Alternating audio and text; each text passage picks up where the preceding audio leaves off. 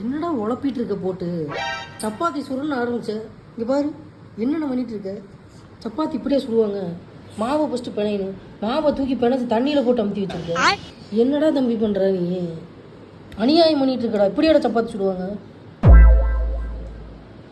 தோசை மாவு கூட இதை கூட நல்லா இருக்கும்டா தம்பி. நார் அடிக்கிறடா தம்பி நீ. டேய் சொல்ல மாட்டி பண்ணுற.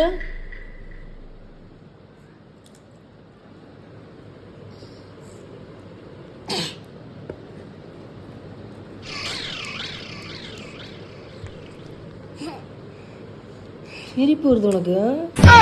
போட்டு அதையும் போட்டு உழப்புற பார்த்தியா தண்ணியில் போட்டு. அப்படியே கிண்டணுமா?